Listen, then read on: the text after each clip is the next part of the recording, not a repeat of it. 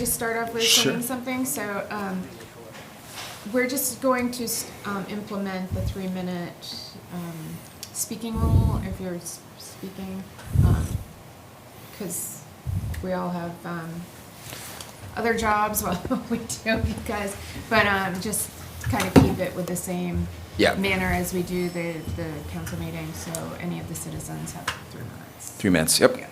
Yep. Completely agree. I've thought about getting a little timer. I know Michelle's not as big a fan of it, but it's really like helps for folks to know. You know what would be helpful if you did that? If you allowed the person speaking to hit it, and it's right in front of them. Yeah, honestly, I'd rather like less me have it and it's just facing them so that Right. they know the time. Right. And Yeah, like, yeah. if you go over a little bit and maybe like it's less of a, Yeah. kind of a courtesy. Yeah, 'cause they can watch it and, Steve's community pen.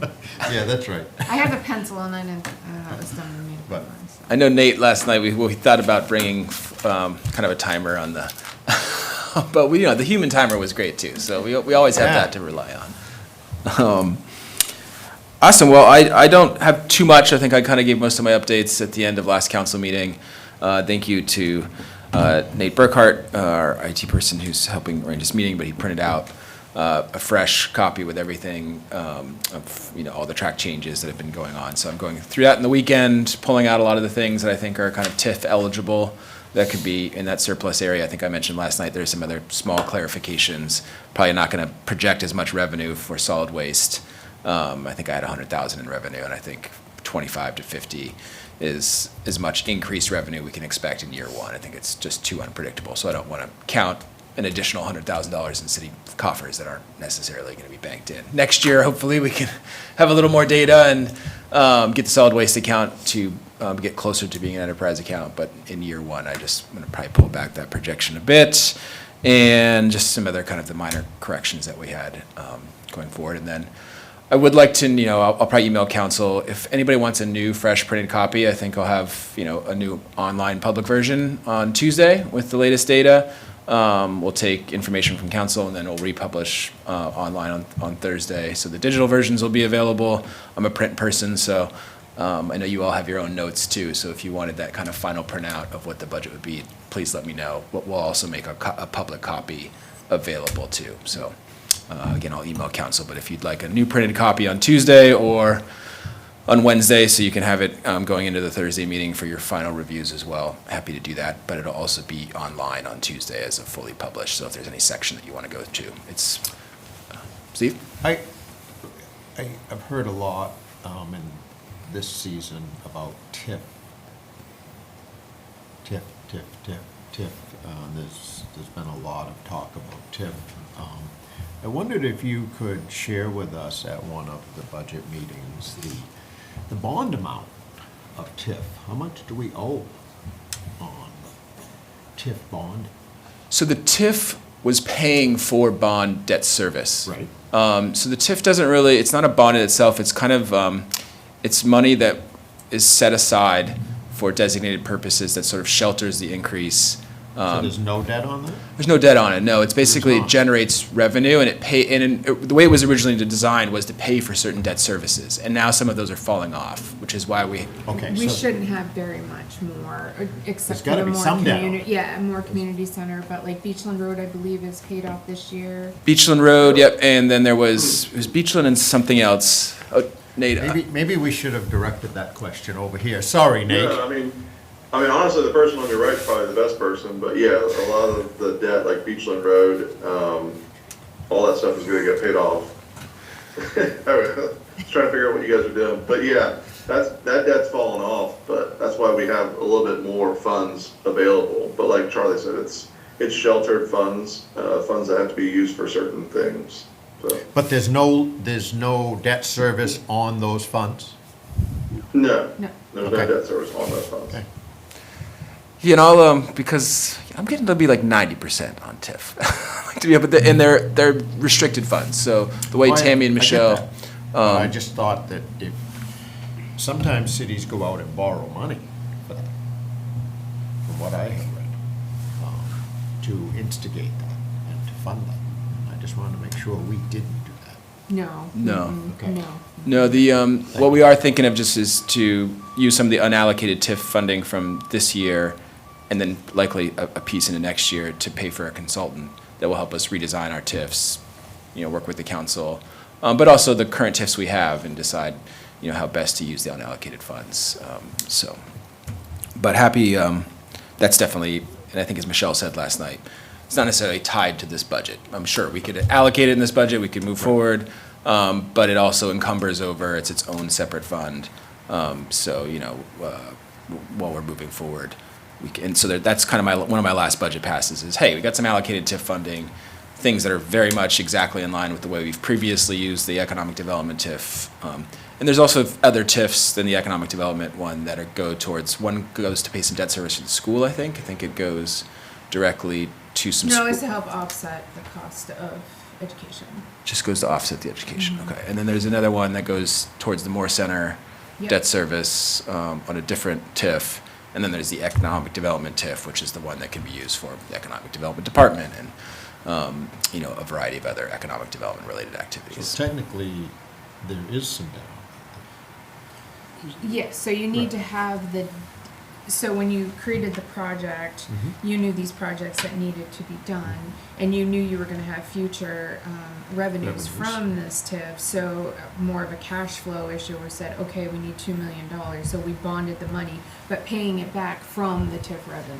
that. I get it. Yep. So there is debt on it. Yes. Okay. But Okay, it but pays- we didn't borrow it in the beginning just to create a TIF, we get, Yeah. But there's so. debt on that money. That's- Yes. Well, it Yes. pay- Okay, it- that's, right. Yeah, it pays for debt. So for example, let's say we were looking forward and we'd say, okay, we want to, we love this waterfront area. We're going to put a TIF on that waterfront, and then going forward, that increase in value as people build new things would be sheltered. It wouldn't count against us in, it would increase in value, but the taxes could be a credit enhancement agreement with new businesses that wanted to build apartments there, and then someone would come back to us, or we might say we want to shelter it, the increase in value, to go to a new ice rink. And we're going to put out a $10 million thing for a new ice rink, and the debt service is going to come from this new TIF zone to pay for the ice rink, and then, now. That's where my mind is. Okay.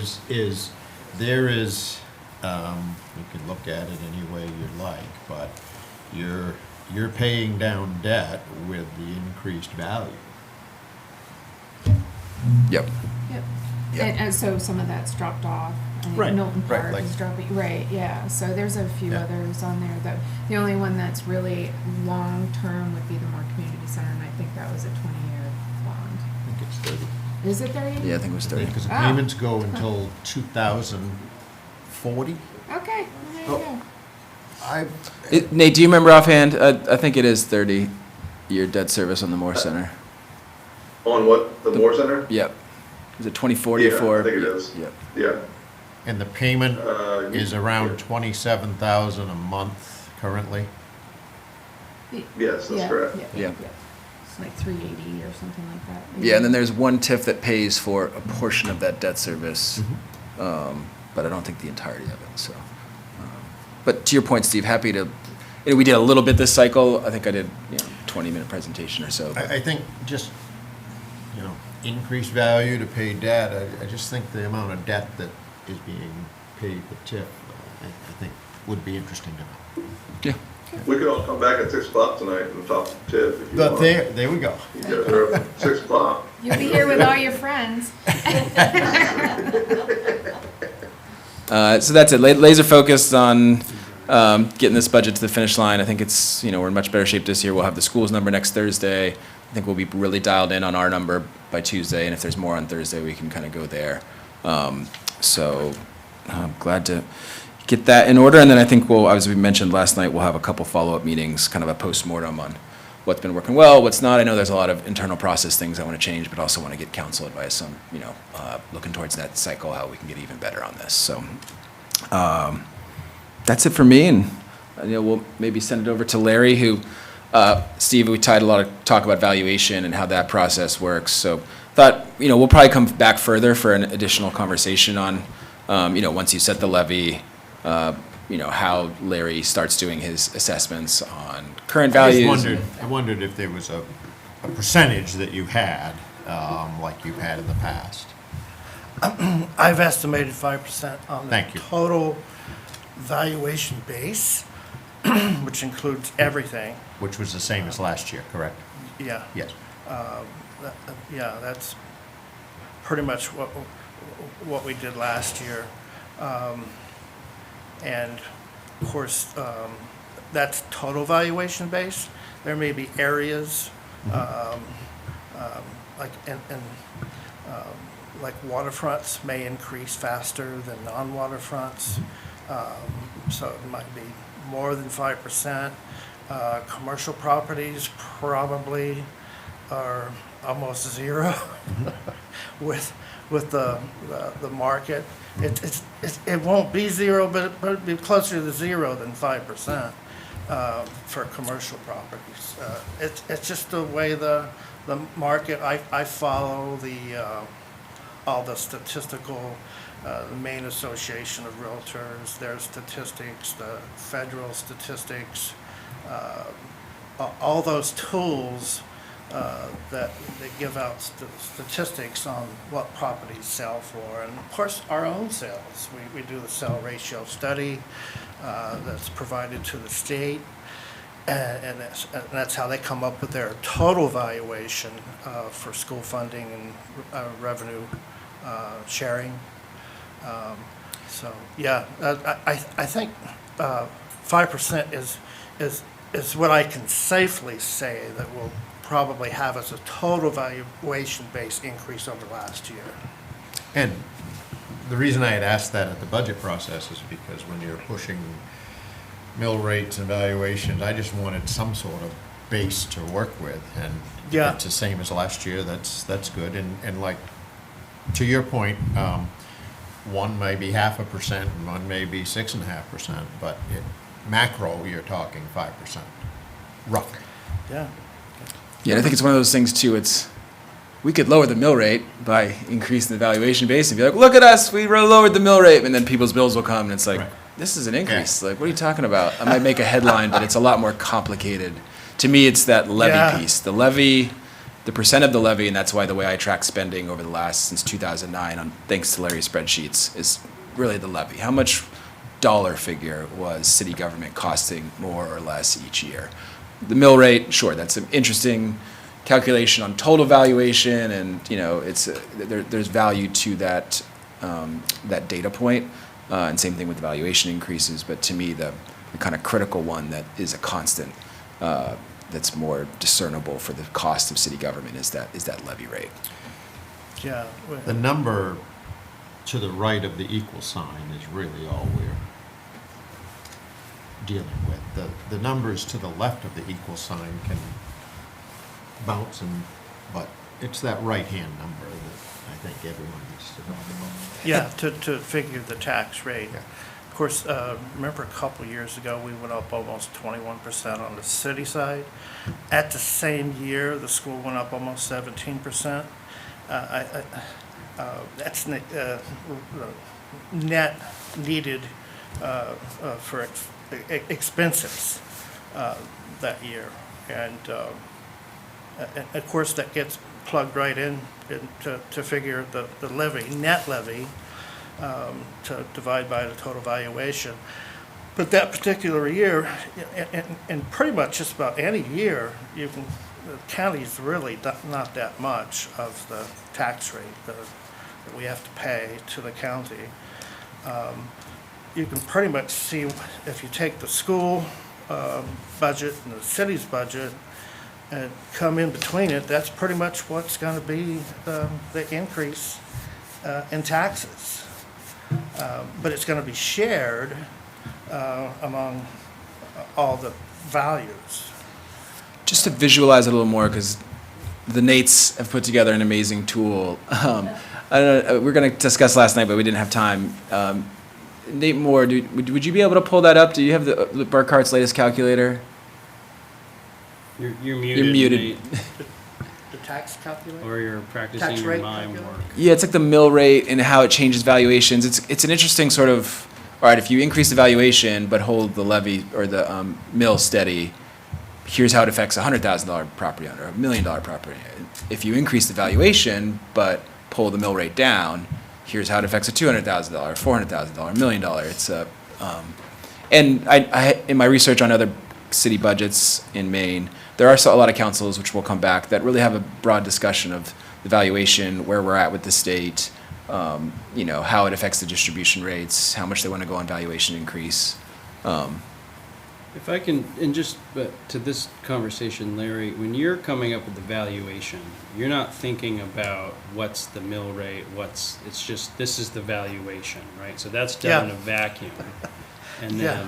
then we come up with the budget, Yeah. and they go, okay, well, here's the budget and here's the valuation, that makes the mill rate. Yeah, I just divide the budget by the total valuation that I finalize in late July. And of course, the 5% or anything before then is just an estimate. Yeah.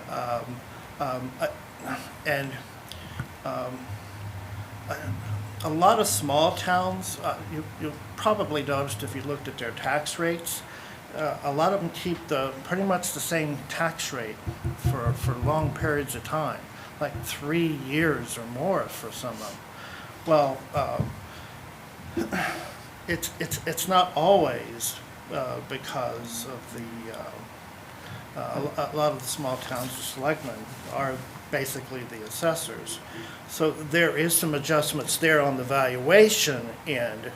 Let's say if they wanted to keep the tax rate at 10, they may increase the value enough to get their tax rate based on they know what they're spending, but what do they need in value? Yeah. As an That's adjustment. not really the way you should be doing it. It's not really Yeah. the way, but a lot of small towns, that's how they keep the tax Yeah. rate exactly the same.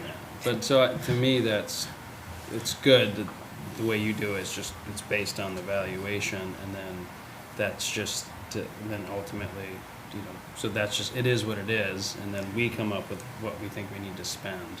Yeah. And those two being separate, I think is very important for, you know, efficient, transparent government, and I'm glad to hear that's how it's done. Yeah, I remember at times, I used to work for a mass appraisal company, and, you know, I wouldn't be the assessor, I was working for the assessor. But when you do a revaluation, your percentage of assessed value to sale price and maybe way lower than 70%. So when you do the revaluation, and you're up to 100% or close to it, the tax rate's gonna drop considerably.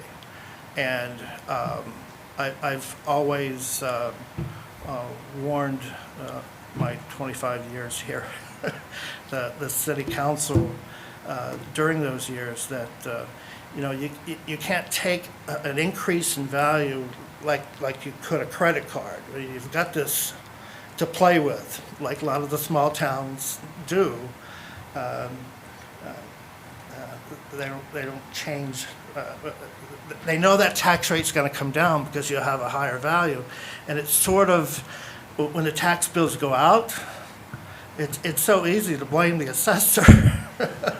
They raised my assessment, and but they don't realize that perhaps the city's budget went up 21% in 1 year. So yes, exactly. If as low as the budget can be, the better. And all, we've got Nate, if you could zoom in, and Nate, I'll probably send it over to you just to explain this a little bit from top to bottom. If you could zoom in a bit. I'd say one of the other interesting things, Larry, I'd love to, after Nate goes over the calculator, is kind of new growth. To me, that's like the secret sauce of, that's what really, That's, 15 years of analysis on there's between about a $1.2 million increase over that time per year in city government. You know, collective bargaining increases, natural inflation, natural rate of growth. That's about it. So, but the secret sauce on that is if you can, and Ellsworth has a lot of new growth coming here. That's the stuff that can help current taxpayers help with that size of, a natural rate of growth in city government to be not on, there's a lot of smaller rural towns and cities in Maine where costs keep increasing, but their valuations aren't necessarily increasing. There's not a lot of new business growth. So the taxes kind of keep becoming a bigger and larger share of the burden. So that new growth piece is the one, if you get a lot more of that, and we did it for like that $14 million middle income apartment building, 40 units, that's like $100,000 a year in new taxes for the city of Ellsworth when that goes online. The new Dysarts that's coming in, that'll increase valuation to that area. That's another larger bit of tax of a new business. So the more and more of those things you have coming in, the less it has to be on the mill or the valuation of homes and current property owners. It's kind of the secret sauce of tax. I would be missing an opportunity if I didn't plug your point to what I've been saying about lowering the entry fee to create more of what you're talking about. If your entry fee is here, and the growth is here, what would it be if the entry fee was here? How much more growth would you get? And growth is where you're gonna get your extra revenue, not burdening the people that were here. And to speak to that a little bit further, we sat last night and listened to social services, if you will. When you lower the entry fee, and this is, I'm not experienced, I'm just giving a thought, that when you lower the entry fee, perhaps that number grows a little bit. And those businesses support social services. They give to most everything that comes through the door if you're a business. May not be a lot, but they give. Businesses give. And I think growth from taxes, by lowering the entry fee, and some of these services that were here last night asking the city to fund their processes, may in fact be less if there are more businesses willing to fund some of those things. Yeah, and I think Just a thought. we'll talk further on that, Steve. I think later on with Robert coming back with sort of a change. We are very much lower than other areas, and we haven't raised those kind of fees. And I know you and I kind of have a bit of a disagreement on this. I'm more in the ordinance review, and I think that'll be a process and ordinance changes to make it, more in line with what developers are claiming for and process. To me, there's a time is money piece that's super important with getting through our planning board, with getting through our what our ordinances are, how things are. How can we just be white glove service when somebody wants to build a new business in Ellsworth? We might have a reasonable fee for the water hookup to this and to that that's in line with other cities and towns, but the real key, I think, would be we're going to get you over the line as fast as possible. We're going to get this to yes. We want that new business growth here so badly that you're going to, have a crackerjack team of people that with great ordinances. But I think you have some good points too on that. Well, we're not going to raise a huge amount of money in Throw that. that out one more step. If we're competitive and we're a little bit less than a competitive city, what if we were a lot less than a competitive city? And that's kind of where we're at now. I actually think those are great points, Steve. We're not going to raise an enormous amount of revenue with those business fee changes. It's not like, but we can, I think when we go to that part of the discussion, we'll bring up the calculator and kind of show you what the revenue does lost. I didn't mean to interrupt where you were going. Yeah. But I just thought it was a great time to talk about that. And Nate, why don't we let you just kind of talk about what this is showing? Sure thing. So obviously you can see right now where we're at with the municipal budget, the school budget. This is current numbers. Obviously, we already talked to the school, they were at 6.9%, and this is the municipal side, given the total appropriation right here. So if you wanted to plug in numbers to this, if you wanted to adjust numbers, obviously we talked to the school about decreasing theirs. So let's just say they were to decrease it 1%. That just shows what the value would go down. That's the total percent change then that you'd see. Here we can adjust just after Larry's conversation. Obviously he said 5%, but if you want to see what that was at 0, this shows the mill at 16.88 based on that. If we put that back down to 0, let's just say, that raises it to 17.72. So it just kind of gives you an idea, changing some numbers around to see where the mill would be at. So I don't know if you have any questions or if you want me to plug any And specific numbers in, but. I've got a couple more things. If you could bring it back to 5%, just because that's Larry's expectation. Yeah. And then I'll just do a little more kind of discussion. So if you go down a little bit, you'll see kind of the previous years, the total requests, but then, yeah, and then you can also go down to, okay, that's 3.2% is the levy increase, the amount of, like, the size of the increase in the cost of city government for the school, for the county, for the municipal side. But, all right, as a 5% increase with a 3.2% increase to the, how does that affect 200,000, so the dollar property owner? So their taxes are gonna go from 4,820 per year to 4,895 per year. But if you could keep going down, let's say you own a larger commercial building that's worth, $1 or $2 million. You're going from 48,202 to 48,955. Now, if you could change the valuation increase, like, just put it to 10%.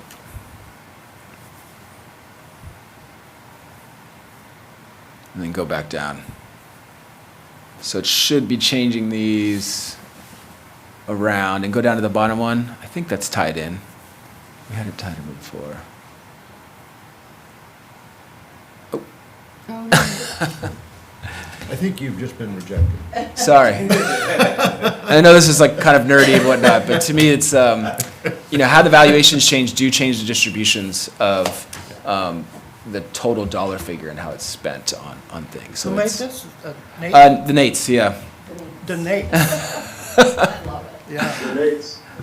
So, again, we could do a 0% increase, like, oh my gosh, Ellsworth's valuation is going to 17.72, or the mill, what's going on? But if you look at the actual percentage, it's like this year we're at a 3.2% increase. Last year we were at an 8.7% increase. The year before that you were at a 17.7% increase. Those were lower mill rate increases, but because there were valuation changes, that's why that levy amount and the percent change spent on city spending, to me, is the kind of key indicator. Well, and that's also the number that people really care about at the end of the day. Like the mill rate, I think people use that as like as a measuring stick. Like, well, the mill's gone up or the mill's gone down. But it's really, what is the tax bill? How is year over year being Right. influenced? And Yeah, to me, the mill is interesting for as like a macroeconomic comparative tool. Like, oh, the total valuation of all of our property in Ellsworth, this is like the amount of mill taxation that we have to pull on that to fund city government. And then I compare that mill rate to Bangor, to Brewer, to other cities and towns. And that's like an interesting comparison that factors in, just their valuation and then how much they have to tax based on their valuation. It's a good comparative tool, but not necessarily, to your point, Patrick, on like because some cities and towns, like in Millinocket, their mill rates through the roof because they don't have enough new growth, enough investment, and to keep funding the city, their mill has to grow and grow and grow. Places like, I think it was Biddeford, their mill rate plummeted because they have so much valuation increase over the past 3 or 4 years. But they plummeted so low, they lost $1 million in revenue sharing. So that's where the mill rate. So there are these thresholds for how the state considers revenue sharing that are really important for the mill rate and valuation. Also, the importance of TIF and sheltering some of your increase so it doesn't affect your revenue sharing as much. It's the other advantage of TIF districts. So I don't know, it's my favorite. Complicated financial tools are my my favorite topic of conversation. So. Yeah, go ahead. I think to Patrick's point, a healthy environment is when both are changing. Is that what I'm hearing from you? That the mill rate is going up and down a little bit and the valuation is creeping up a little bit? Isn't that a healthy mix? Is that your point? I think so, yeah. And, and it does get into the nuance of, right, we don't want to, we have to be aware of how does it impact the revenue sharing, and we don't want to, we have to just be careful with that. But at the same time, ultimately, Larry's basing his valuation on the valuation, and we're basing our budget on, okay, what are our spending needs? But that's having that full awareness of how things impact each other also allows us, it's like, yeah, okay, we want to spend X, but also we got to be careful because if, we get too, excited, we're going to impact our municipal revenue sharing. Right. So, it's just having that full, view of the situation, folks that are, you know, are number nerds that are aware of it, ultimately serves the city better. I think so, and I think, Steve, that's exactly it. Like, in an ideal world, you're seeing a decent amount of valuation increase because there's new growth, new businesses, property values are increasing.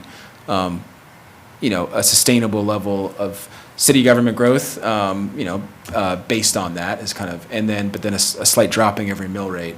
And at some point in time, if you're getting enough growth, there will be a time where revenue sharing is going to go away because Yeah. the city is becoming. But that's when the TIF is a really powerful tool, if you can, to, okay, we've got this growth coming, we want to incentivize that growth, but if we can shelter it in the TIF, Right. then it, you know, that mitigates the impact to the revenue sharing. You keep pulling growth, and in some ways, from a very macro level, you get to a max TIF with the state. I think it's 5% of your total land mass, which is helpful for Ellsworth because we're such a giant land mass. It's good that they made the calculation based on the percent of your land mass because it's a huge advantage. But in an ideal world, you get so much growth, new tax revenue coming in, and you want to maximize that sheltering. Now, granted, how you do that doesn't give you room to grow in the future, but it kind of limits that point where you get so much growth that you hit the cliff where you lose the revenue sharing. And, you know, in that way, you're kind of maxed out and you're sheltered. You held out as long as possible from losing the revenue sharing.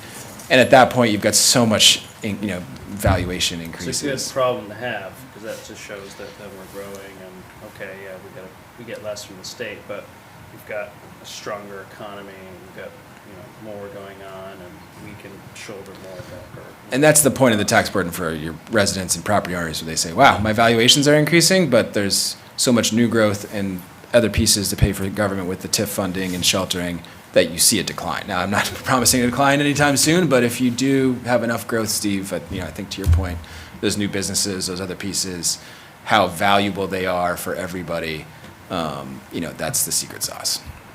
I just saw Maine sales statistics where it indicates that, was it in February? Yeah, it must have been in February. The increase, there's an uptick again of real estate prices. In Maine, it's and sales. It's like a new. We haven't got this type of increase since 2020. So it's my hope was that one day, sooner than later, we'd get back to just a stabilized market where there's no big spike increases, because for assessors, we do have to try to stay with those increases in value as best we can. Before COVID, that there was many years where your assessment would stay the same for several years. Your assessed value wouldn't change, it's just your taxes would change because of the budget. I don't see that happening anytime soon. Certainly not for this tax rate coming, or even next year's with this increase. I just noticed with the statistics, it's probably another 5% next year too. And Steve, there's also a level of, Cliff can explain to me if I'm wrong here, Larry, where if you get too low on your valuation versus what the state thinks you're valued at, and you're not keeping up, it basically triggers an automatic revaluation of your entire system. So it's like, in some ways, it's not, we have a little bit of control and we want to keep up with it, but there is a level where if the city's just like, we're not going to increase valuation changes, we're just going to let the mill rate float up or down based on the levy, where the state would come in and say, hey, now you have to do a total reval. So now you can also do an optional reval if you feel like we need to do that as well. Yeah, just an adjustment, percentage adjustment. There's the reason why you would want to do a total door-to-door, try to get inside and inspection, is when your quality rating is too high. And right now we're around 12. 10 is considered excellent.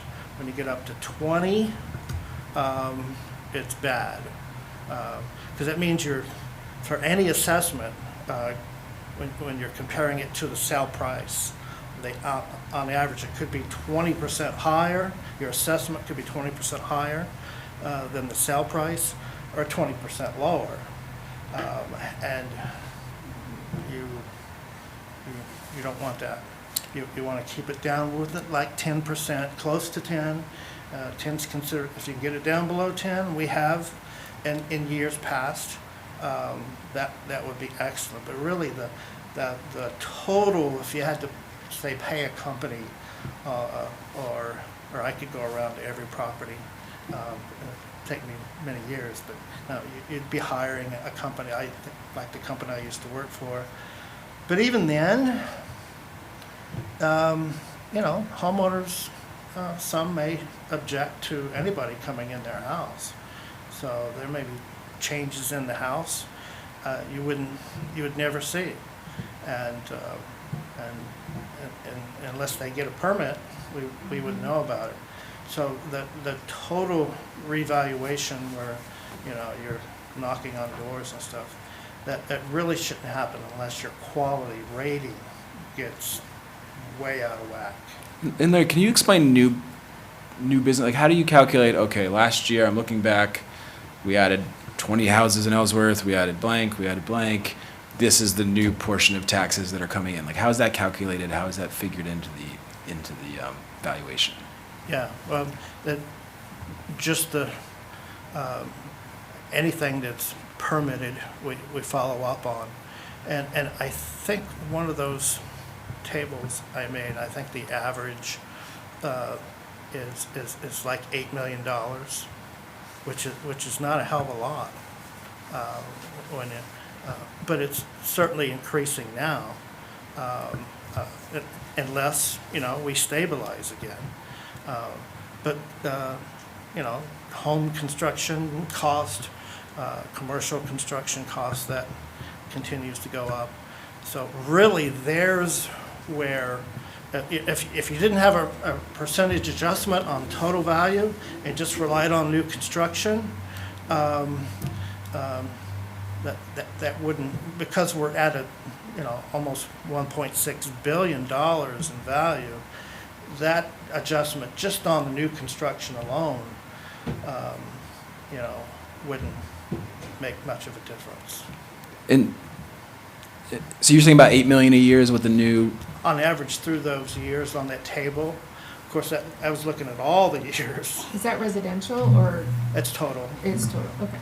And so to me, there's an interesting, and Robert, our code officer, that kind of holds like all the permits back to 2000. I'm trying to do better work on that data.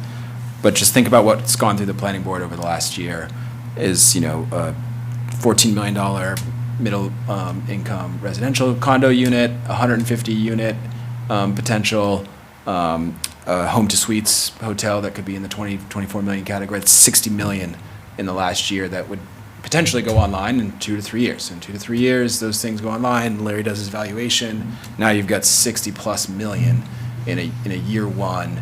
Now, those projects might not get final finance. They might be staggered in over time. There might be delays in construction. But to me, that's like, to the point, Steve, on, wow, when those types of projects come in the door,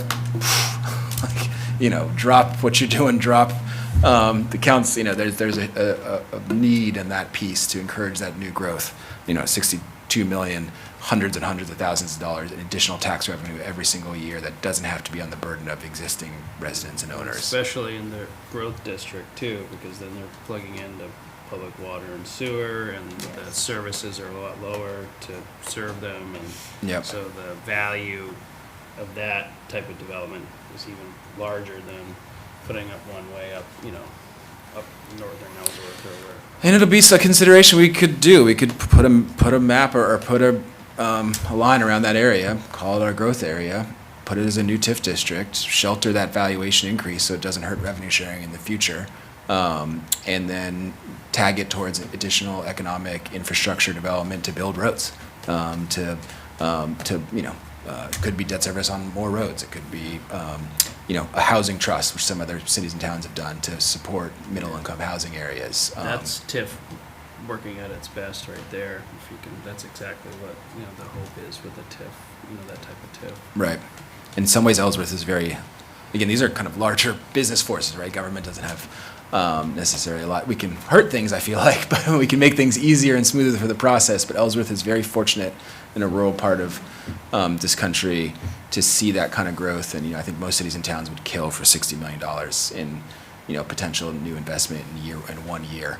That two of which are housing, the other which of kind of hotel space. That's, and then the Dysarts that's coming in now, that's another multi-million probably increase in value to that area.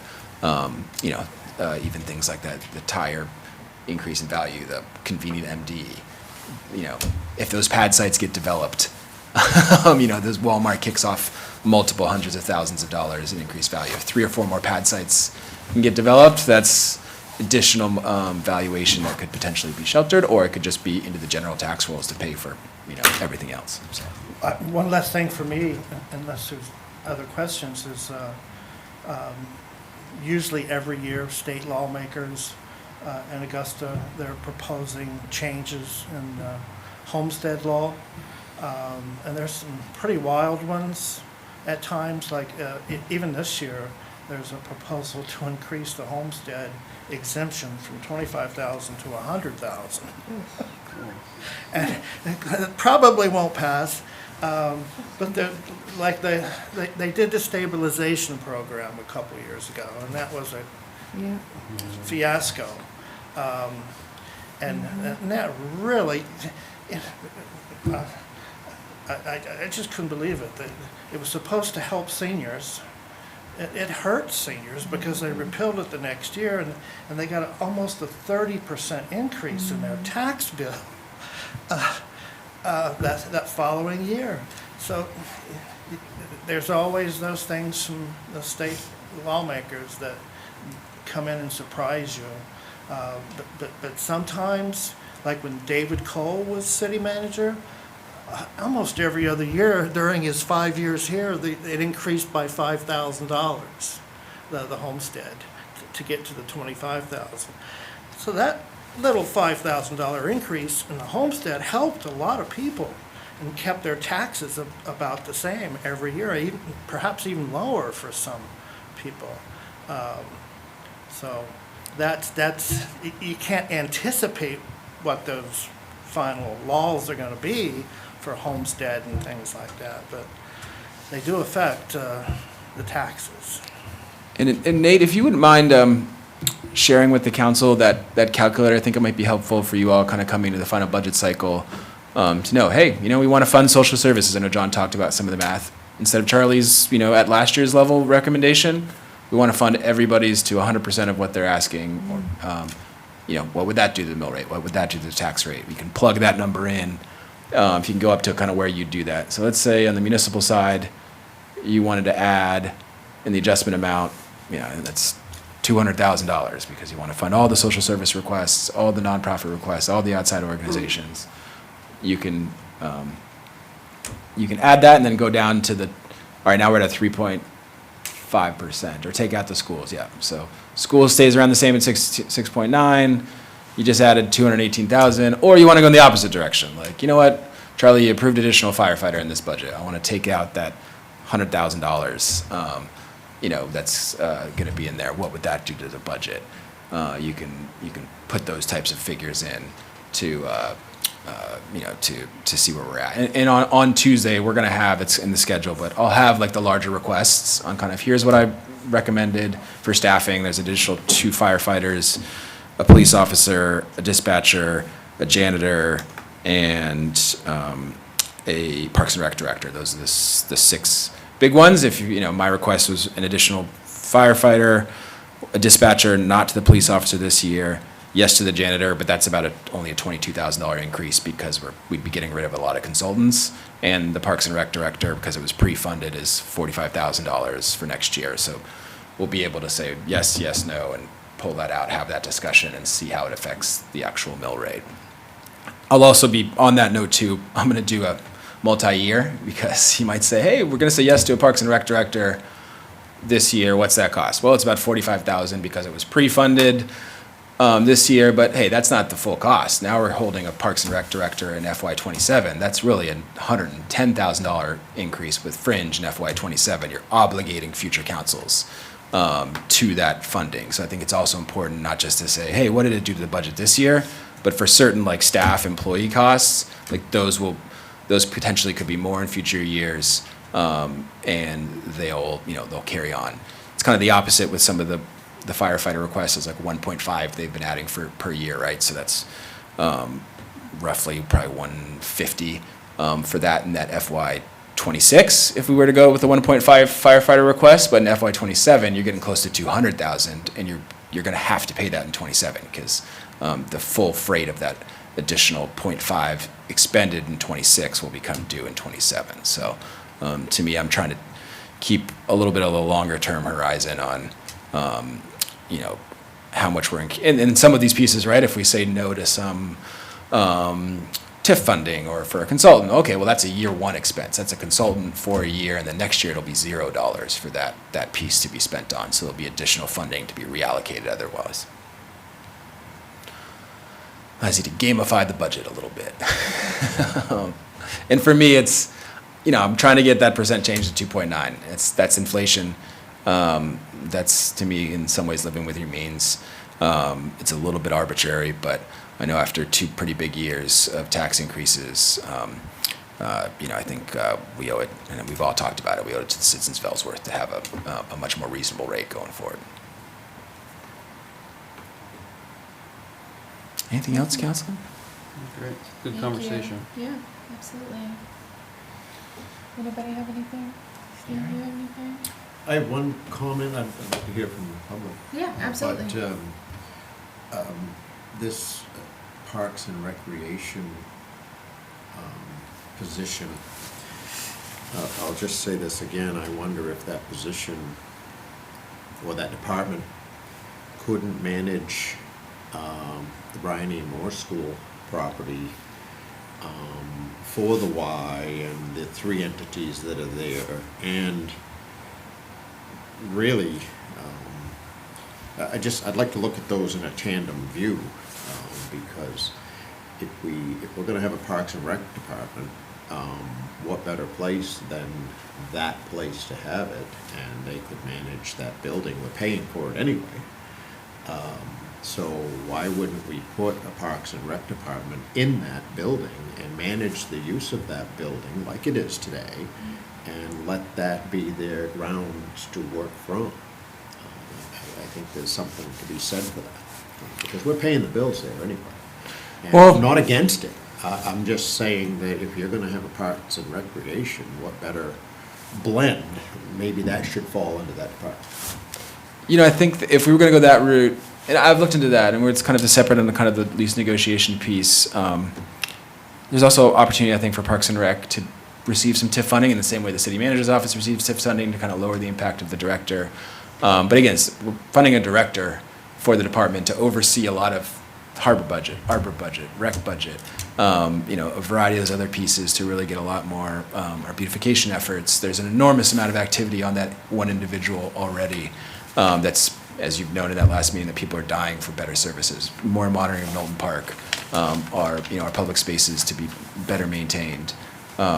If you add also taking over the WISE responsibility of maintaining the Moore Center and the scheduling, the maintenance of the facility, the janitorial services, we probably, and it's something we've gamed out, I shouldn't say gamed out, but we're doing the math on, like, okay, now we're gonna probably not an additional janitor request, it's another janitor on that. It's probably a Parks and Rec director and a coordinator. And I think we talked last time on other parts of Maine, smaller cities and towns that have a Parks and Rec department that's usually it's not just a single director. So we could go that route, but to me, there's like a year one, let's get a director in, analyze those relationships, because it's been a decade of kind of outsourcing those recreational pieces to different entities across Ellsworth.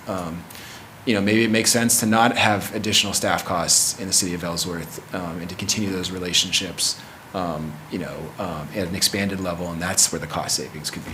Or maybe it's to wind that back and we have more direct, it's a potential. I'm not quite there yet, but. My thing about that is this, if you're gonna do it, let's do it right. Let's not have to do something. Don't half-ass two things, whole-ass one thing. Wow. And there we go, Steve. I think I just got hit, I'm not sure. No, it's a compliment. It's agreement, I agree with you, yeah. That's from Parks and Recreation. Oh, is it? Is that Ron Swanson? Ron Swanson. Yeah. He's like my spirit animal. So, Hi, Jared. Good morning, Jared Wilbur, resident. Just wanted to kind of get a possible update from you guys on where we stood with the revision energy charging stations out front. Believe the last I heard about it, we were planning, there was a plan for $70,000 to be spent on that, but then possibly, was it grants that we were looking for to cover the rest of the costs? And I didn't know where we were on the process of getting those grants, or if we were gonna have to fund the rest of that project, or where we stood. no, those are all secured. I think it's late spring is likely. There's still that might be later in the summer or the early fall, but no, I think it's more around the 10 to 20,000. I don't know offhand is the city contribution side of it, but Okay. no, the grants are coming in. So. Okay, and so there was mixed discussions back and forth if those would be free, or if they're gonna Venmo, or what was gonna. No, you'll be able to pay with a credit card on the terminal. You'll also be able, I think they're charge points, so if you have an app, they can do it through that as well. And then, we did the analysis on the free charges that are currently being provided by the city. That's about a little over $7,000 per year that the city's paying for that electricity. We put up some signs to encourage donations. Have we gotten any donations? Mostly me. Can we just take those out, though? once we Yeah, get the new ones? so we'll do the math. We've covered the cost of the signs. So that's helpful. No, And the you signs covered were the cost donated, of the right? signs. No, we pay for the signs. Charlie paid for the signs. Yeah, but it's not gonna make 7,000 on a. No. So to me, it's that's part of it is, yes, there's a bit of a cost to the city in the near term, the vast majority, and as you can probably see, there's not many of those grants probably are not gonna be around for at least the next 4 years or so. I think that's the expectation, so, it's 8 chargers. I think in the near term, there will be a little surplus capacity in that area. We don't have to make them EV only, so, if there's 2 or 3 spots that we need to have for EVs to kind of match the amount of capacity over here, 1 or 2 city vehicles, we have 1 city EV that can, we're not paying for gas anymore, we're charging it at the electricity rate here. There we may, over time, I think those will be full and they'll pay for themselves because they'll all be paid and charged. No, I'm not a proponent of free electricity. It's a cost savings for EV owners to go away from gas and to have charges at their house and to use that. We also can set the rates. There's not a limit. We can set outrageous rates to try to, but that would also discourage investment. So there's kind of a calculator on, I think it's 24 cents kilowatt hour is market right now, and most people are charging about 45 cents a kilowatt hour. But I'm not quite ready to give revenue projections until next budget season. We'll have to do probably 2 summers of those to see, okay, how much of those projections actually meeting expectations. Okay, and one last quick thing to circle around. It was talked about, I don't feel like hooking into the water and the sewer is the big cost of doing business in certain parts of town. I think the big cost is an impact fee, and that was implemented to offset the cost of the wastewater treatment plant, for which it hasn't paid for it, and it's not. Yeah, we're getting some big ones coming up that might help offset the renovations that are going to be going to the wastewater treatment plant. But I feel that if we really look back at the impact fee, we could get a lot more big money items going that would help the assessed values around that portion of town.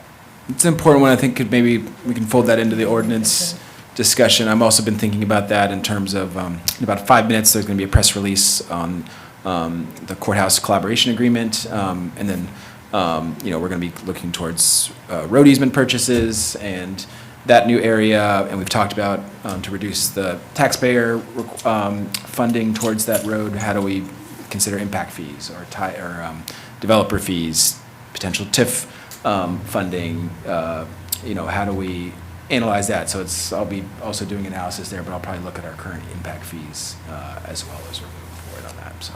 Awesome. Thanks, Jared. And I know too, we've talked about, you and I, on parking lot sizes. Well, I was gonna circle, but I only got 3 minutes. That's so all I right. wanted to- You can always send us emails too. Yeah, no, thank you So, very anybody much. have anything else? I'm sorry to. That's all right. I got 2 kids in my office. I'm actually right. driving down to Boston today, but wanted to come in for this. So Oh, great. hopefully they're not causing too much trouble. A little bit. Tina's probably got them already.